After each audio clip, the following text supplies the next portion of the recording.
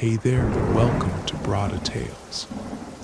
I'm your host, and today I've got something special for you from the depths of Antarctica. Before we dive into today's chilling tale, remember to hit that subscribe button and turn on notifications so you never miss our almost daily uploads of the strangest and most terrifying stories. Today's story, Beneath Antarctic Ice, the lurking luminescence, explores one of humanity's deepest fears. What if the things we capture are actually letting themselves be caught? What if there's something waiting in the darkest depths, something with plans beyond our understanding? Prepare yourself for a journey to the bottom of the world, where an ancient entity waits beneath miles of ice, and where the line between researcher and subject becomes terrifyingly blurred. Now dim the lights, put on your headphones, and let the darkness in.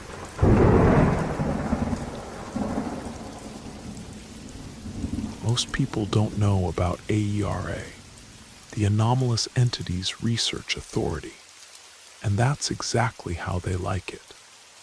They've been around for decades, quietly containing the world's loose ends, the things that don't make sense, that don't belong.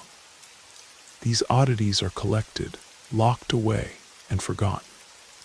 Officially, AERA handles biological anomalies and environmental preservation.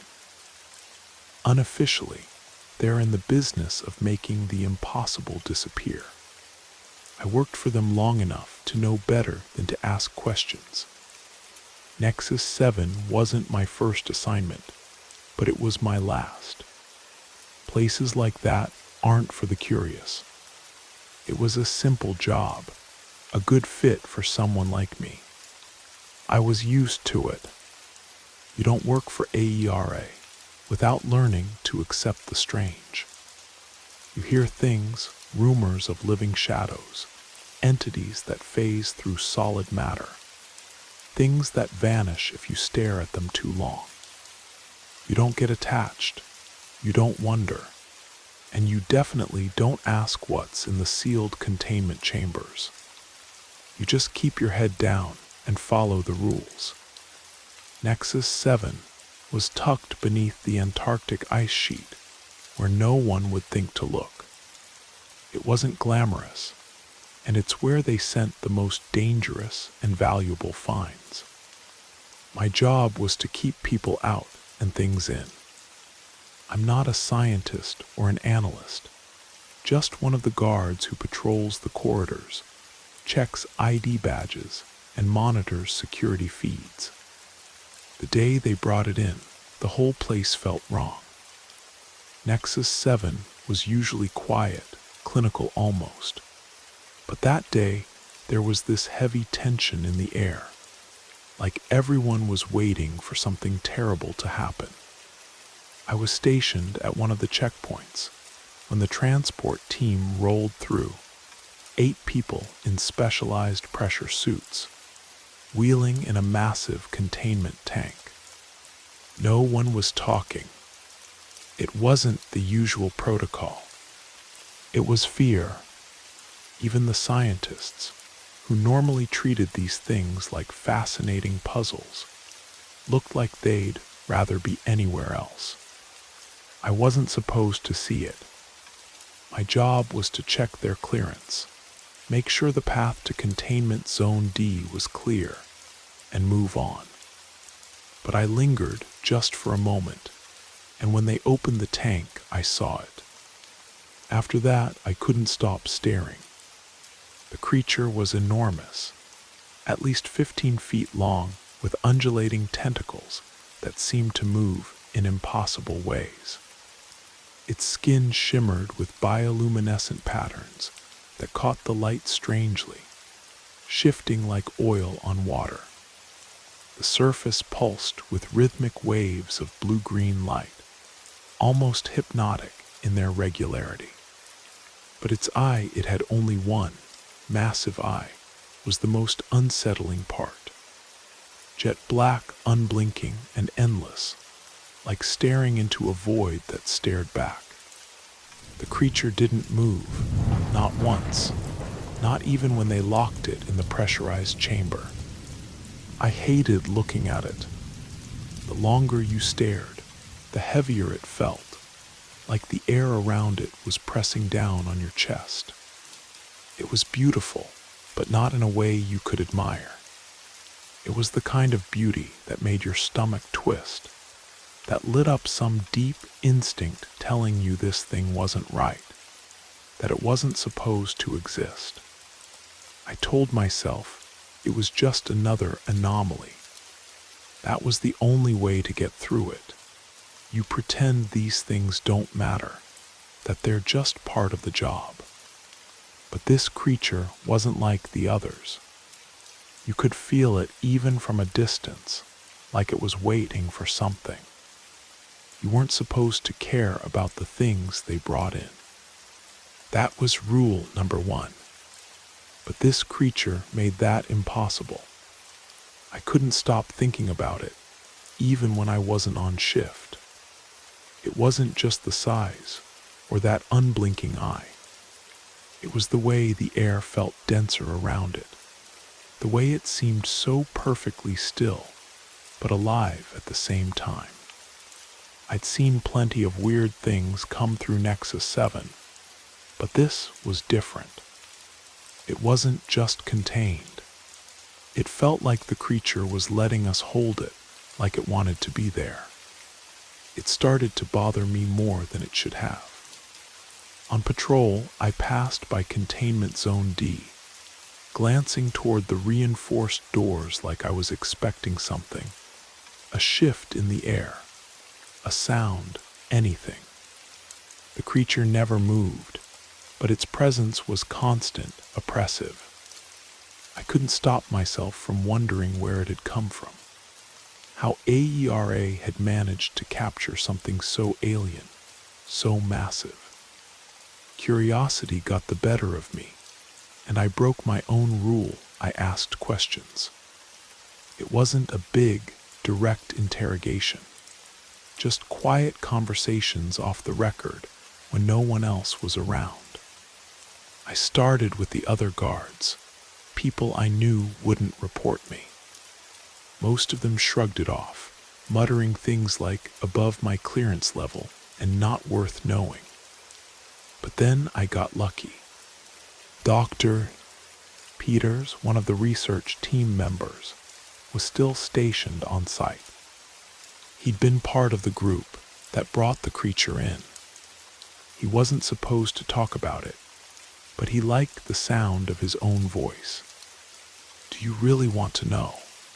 he asked one night, leaning in conspiratorially during our shared break. His voice was low, and the hum of the generators was the only other sound in the room. This one's a special case.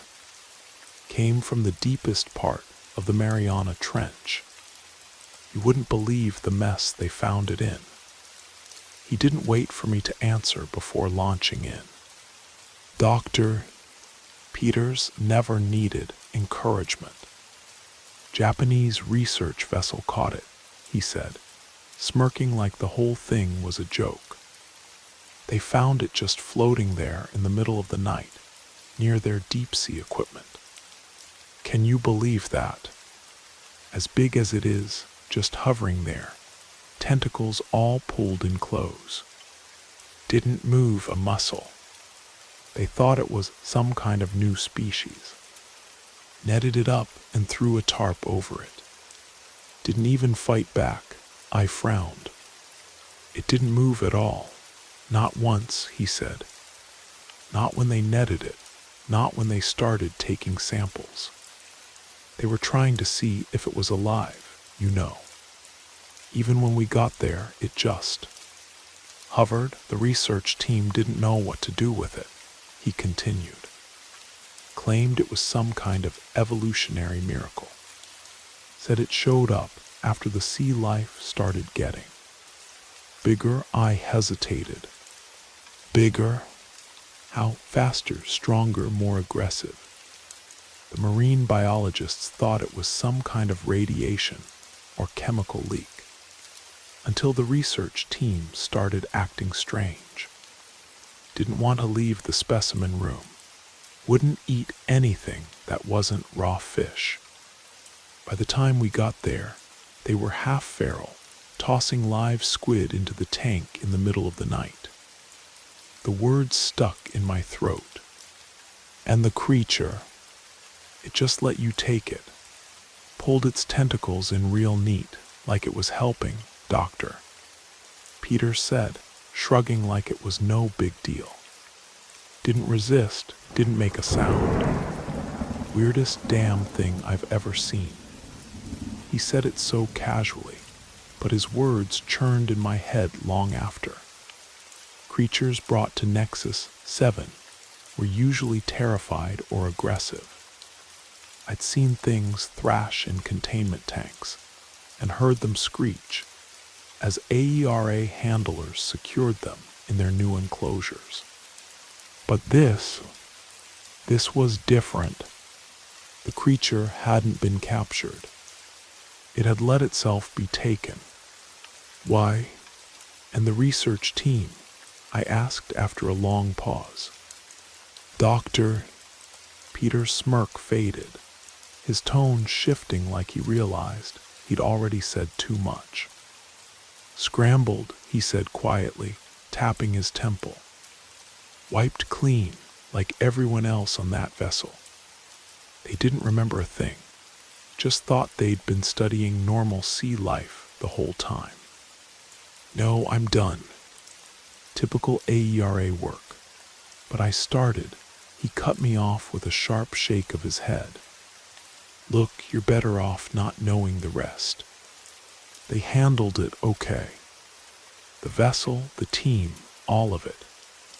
His gaze darted toward the door as if someone might be listening. Forget I said anything. He stood up, brushing imaginary crumbs off his lab coat, and left the break room without another word.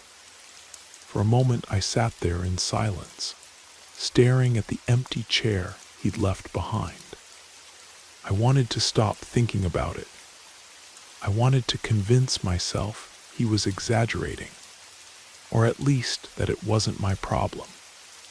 That night I didn't sleep.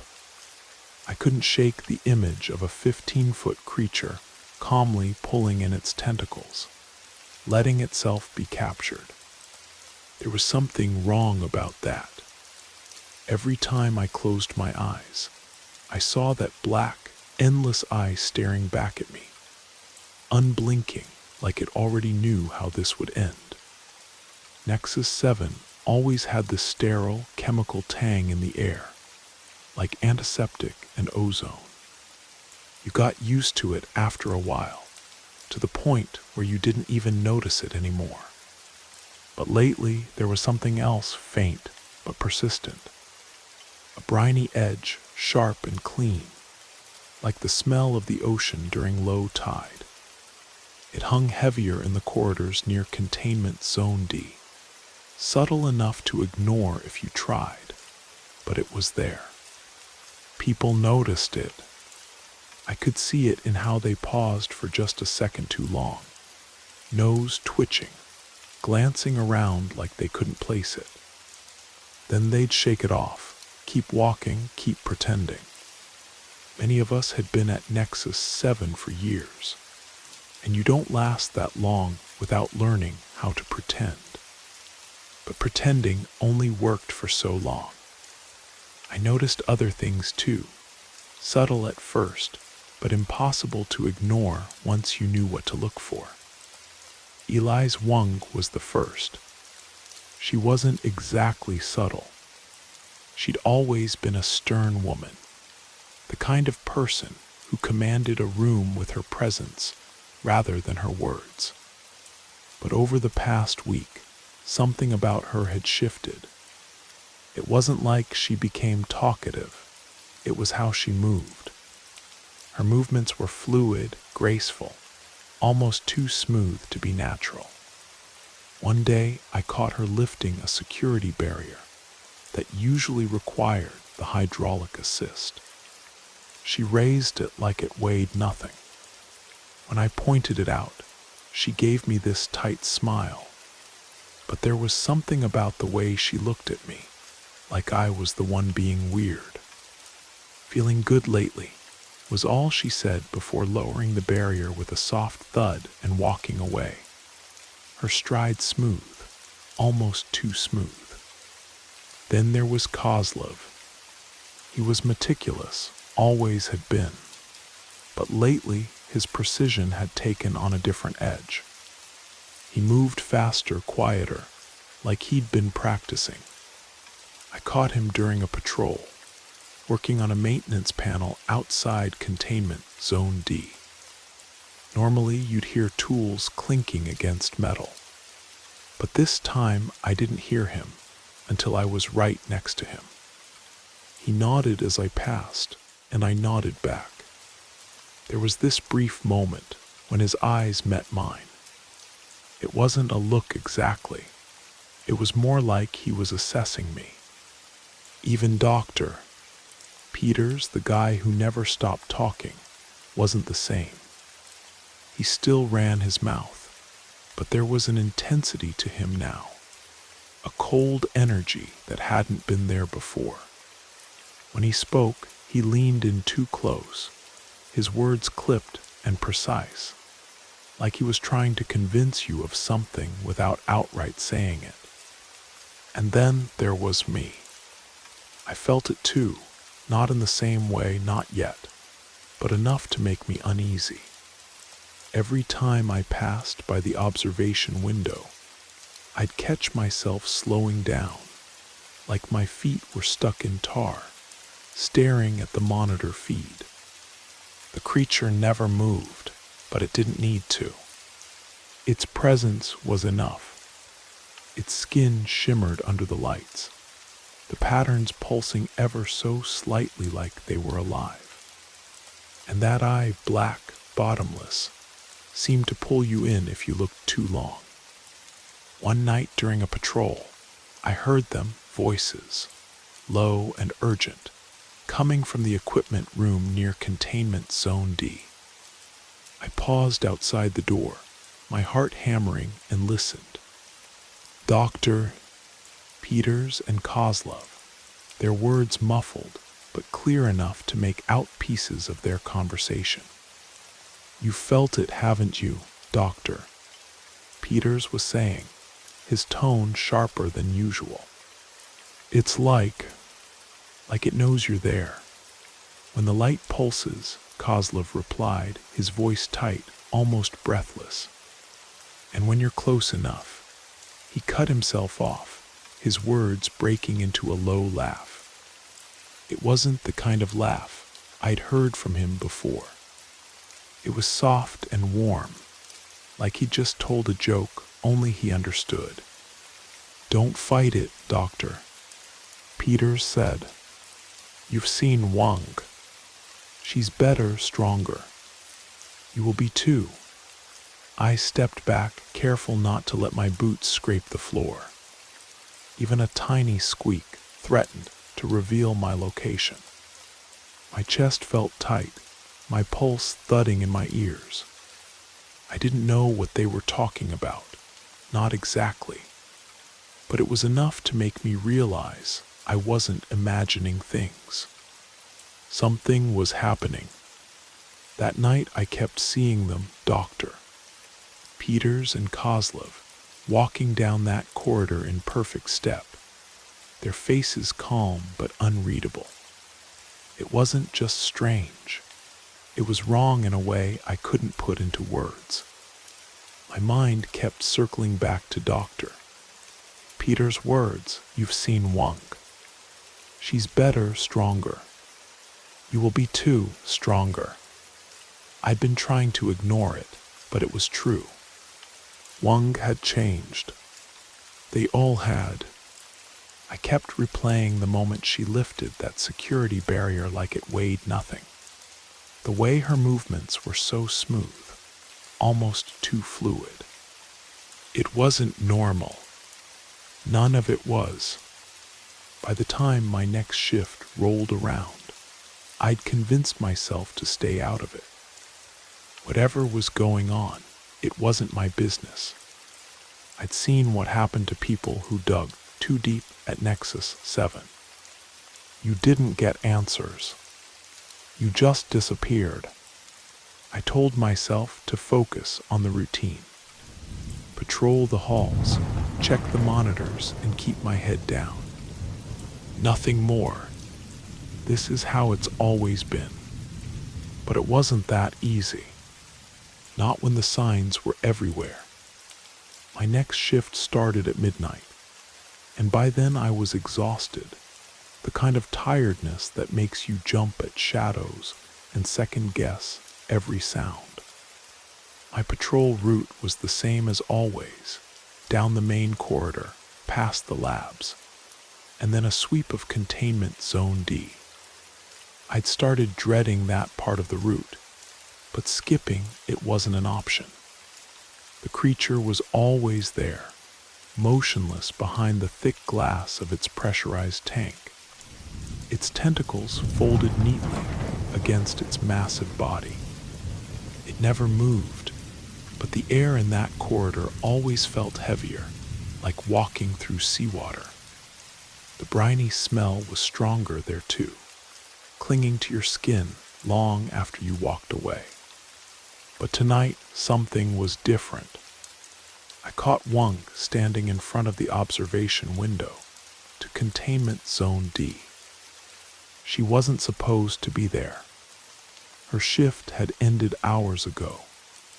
But there she was, staring into the chamber like she was waiting for something, her hands by her sides, fingers slowly opening and closing in a strange rippling motion.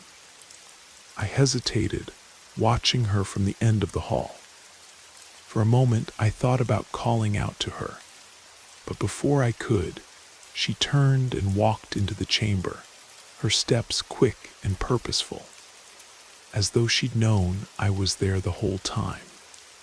I followed her.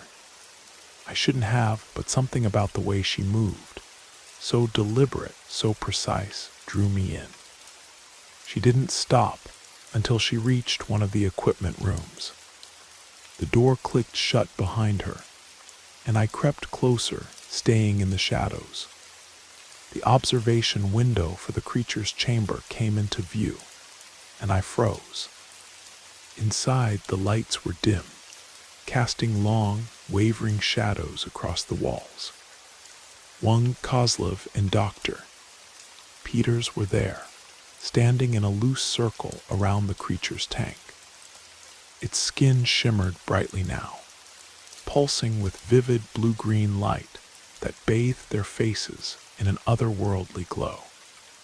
The patterns on its skin seemed to ripple, as if they were alive. I should have turned back. I should have called it in. But I couldn't move. I stayed there, my breath caught in my chest, watching as Wang stepped closer to the tank. Her movements slow, deliberate, almost graceful. She reached out, pressing her palm against the glass. For a moment, nothing happened. Then I saw it. The creature's skin pulsed with intense light at the point where her hand made contact. The glow seeping through the glass, enveloping her hand in shimmering blue-green. Wang didn't pull away. She stood there transfixed, as the light spread up her arm, her face lit with something I could only describe as bliss. It made my stomach churn, and bile threatened to crawl up into my mouth. Kozlov was next. He knelt before the tank, his head tilted back as the creature pressed against the glass, its skin flaring with that same intense light. His silhouette was outlined in blue-green, his face wrapped with wonder. Dr. Peters went last. He didn't hesitate, didn't pause to think. He stepped forward, his movements smooth and practiced, as though he'd done this dozens of times before. When the light touched him, his body shuddered briefly, like a ripple passing through him. And then he straightened, his face eerily calm. They stayed there for a moment, silent, heads slightly bowed. It was like watching a ritual, something sacred. The creature pulsed rhythmically now, its tentacles slowly unfurling inside the tank, reaching toward them through the glass. I stepped back slowly, my head spinning, my pulse racing, but I couldn't let them see me. If they knew I was there, I didn't want to think about what they'd do. Once I was far enough away, I turned and hurried back to the break room, my hands shaking. I kept seeing it, Wang with her palm against the glass, Kozlov kneeling like he was in prayer, Doctor, Peter's face as calm as stone, and the light, that blue-green glow that seemed to reach into them, through them. I sat down, my mind racing. Whatever was happening in that room, it wasn't just them. The creature wasn't just sitting there. It was changing them. And whatever it was doing, it was spreading. I didn't know what to do. Reporting it felt useless. If the higher-ups didn't already know, they wouldn't believe me. And if they did, well, they'd probably just erase me like they erased everything else that didn't fit. I glanced at the clock. It was just past 3:00 a.m. The rest of my shift dragged on, but I couldn't shake the feeling that I'd crossed the line, that there was no going back now. Whatever was happening in Containment Zone D, it wasn't going to stop. And part of me wasn't sure if I wanted it to. The next few days were unbearable. I couldn't look at Wang, Kozlov, or Doctor Peters without seeing them in that chamber, bathed in the creature's light, their faces wrapped with wonder. They weren't trying to hide it anymore, not really. Wang was lifting equipment meant for mechanical assists, her movements fluid and effortless. Kozlov's precision had become unnerving. He could rewire complex systems without looking, his fingers moving with inhuman speed. Dr. Peters had taken on a strange authority, his voice steady and commanding, like he knew something the rest of us didn't. And the changes weren't just physical. They moved together now in unspoken coordination.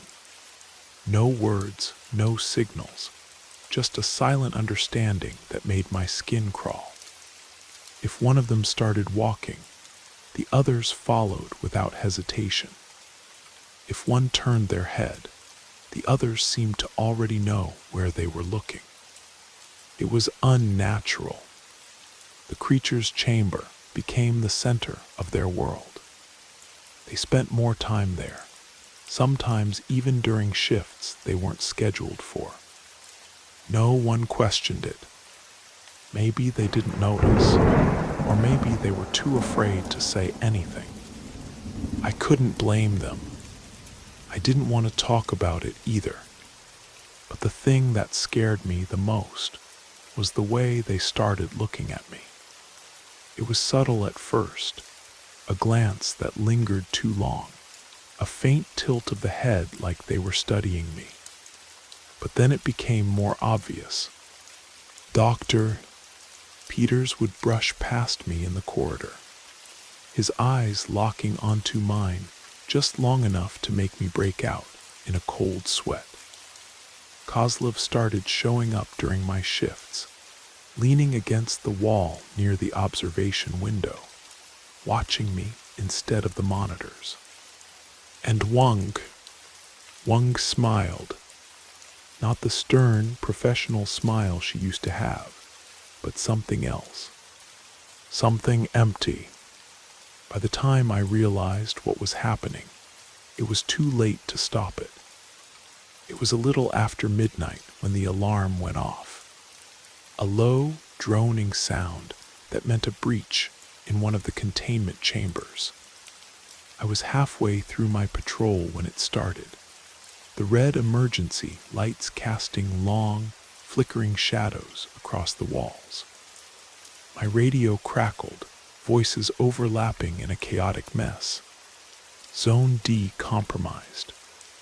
Containment failure. I didn't need to hear the rest. I knew exactly where the breach was, the creature's chamber. I ran, my boots pounding against the floor, my chest tightening with every step. The corridor leading to Zone D was empty. No guards, no response team, no one answering the alarm. The door to the creature's chamber was wide open, and the reinforced glass of its tank was shattered, pressurized water flooding the floor in ankle-deep pools. And inside, Wang, Kozlov, and Dr. Peters were no longer themselves. Their bodies had changed. Their skin had a faint blue-green tinge that pulsed with light. Webbing had formed between their fingers, and gill-like slits lined their necks. Their eyes were black now, empty pools that reflected everything and nothing. And their movements, they weren't just coordinated. They were precise, mechanical, like parts of the same organism. The creature stood in the center of the chamber, its tentacles fully extended for the first time. They were massive, filling the space with writhing appendages that seemed to reach into every corner. Its skin pulsed with intense light, bathing the room in that eerie blue-green glow. The air in the room was thick, charged with an electric hum that made my skin crawl. I stepped back, my hands shaking. I didn't know what to do, run, hide, report it. But before I could decide, Wang's head snapped toward me, her black eyes locking onto mine. Kozlov and Dr. Peters followed, their movements perfectly synchronized. For a moment, none of us moved. The only sound was the low, rhythmic pulsing of the creature's light, a sound that seemed to vibrate in my bones. Then Wang smiled, the same empty, knowing smile she had given me days before.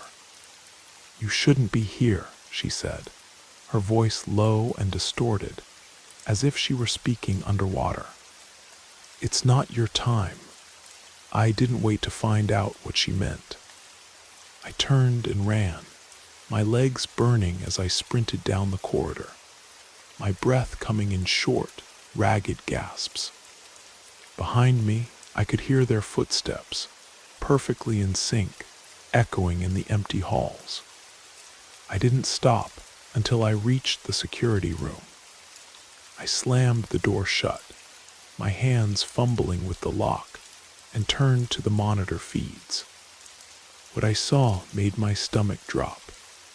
The transformed staff members were spreading throughout the facility, touching others, the creature's light passing through them like a contagion. One by one, more people began to change, their skin taking on that blue-green tinge, their movements becoming synchronized, their eyes turning black. The creature moved for the first time, its tentacles spreading wide as it let out a low, resonant hum that shook the walls. The transformed staff turned toward the sound, their heads bowing in perfect synchrony. The radio crackled to life, a panicked voice shouting orders I couldn't make out.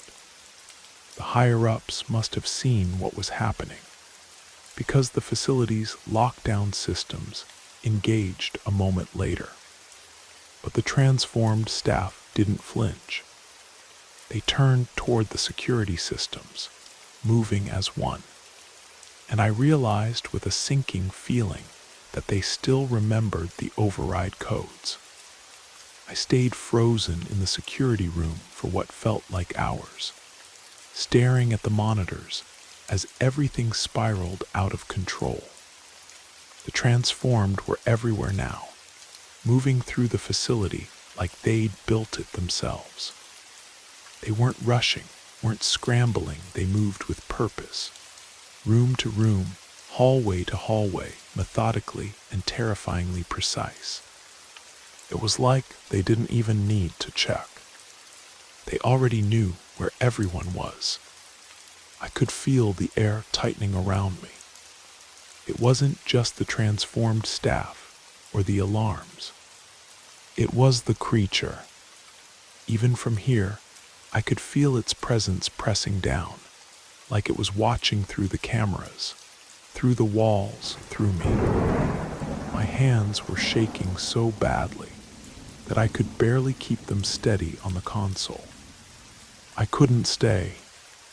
AERA would be sweeping through soon, probably to scuttle the whole damn facility, transformed staff or not. And if I stuck around, I'd either end up dead or with my memory scrambled. Just another loose end tied off. I scanned the monitors, searching for anywhere that wasn't crawling with the transformed or swarming with response teams. That's when I noticed it, the deep sea access tunnels. They were old, meant as emergency exits to the surface submersibles, and not part of the standard patrol routes, yet untouched by the transformed. I slipped out of the security room, my heart pounding in my chest. The corridors were bathed in that eerie red glow from the emergency lights, shadows flickering along the walls. My boots barely made a sound as I moved, but every little creak, every faint hum of the facility systems made me flinch. I could feel my pulse in my throat, thick and heavy, drowning out everything else. The air was different down here. The facility's usual sterile tang was still there, but that briny edge was stronger, sharper. It clung to everything, the walls, the floor, my skin. My head was spinning, my stomach churning, but I kept moving. The access hatch to Submersible Bay 2 was just ahead. When I reached it, I hesitated, my hand hovering over the cold metal wheel. Opening it felt like inviting the ocean in, but what choice did I have? I gripped the wheel tightly as I began to turn it, the faint groan of metal echoing in the corridor. Every sound felt too loud, like it was bouncing back to me tenfold. The submersible bay was worse than I remembered, tight, damp, and dark. My flashlight barely cut through the blackness, the beam wobbling as my hand shook. The air was thicker down here, heavy with the smell of salt and metal. The emergency submersible wasn't far, just at the end of the bay, its hatch visible through the dim emergency lights. I quickened my pace, my boots splashing through shallow puddles of seawater, the sound too loud in the oppressive silence. My breath was ragged now, every inhale sharp against my chest, but I kept my eyes locked on the submersible. I could see it my way out, so close I could almost taste the freedom waiting on the other side. Then I heard it, a soft, undulating sound, faint at first, like water lapping against metal. My flashlight swung wildly toward the noise, the beam catching on a shadow that shouldn't have been there. My stomach dropped as one of the transformed stepped into the light, Kozlov, his black eyes catching the beam, reflecting it back in a way that made my chest tighten. His head tilted, slow and deliberate, like he was studying me, deciding what to do next. I didn't want to find out. I ran. The submersible was only a few yards away, but it felt like miles. The splashing behind me grew louder, faster, almost rhythmic, like it was matching the beat of my panicked footsteps. My lungs burned, my legs screamed, but I didn't stop. I hit the submersible hatch with full force, my hands fumbling for the release lever, my fingers slick with sweat and seawater. Kozlov was right behind me. I could feel his presence crawling up my spine, like static electricity. With a desperate heave, I yanked the lever. The hatch swung open, the stale air inside hitting me like a slap. I scrambled through, hitting the control panel hard, my fingers scraping against the buttons. I slammed the emergency seal, just as something heavy crashed against the outer hull. The metal groaned, the submersible shuddering under the force of the blow. I stumbled back, my legs barely holding me up, and turned toward the controls. The automated launch sequence was simple, designed for emergencies just like this. I didn't wait. I didn't think. I just pressed the button. The submersible lurched as it disengaged from the dock, the sudden movement nearly throwing me to the floor. Through the small viewport, I could see Kozlov standing on the edge of the bay, his transformed body silhouetted against the emergency lights, his black eyes fixed on me as the submersible pulled away. He didn't try to follow. He didn't need to. His smile told me everything. This wasn't over.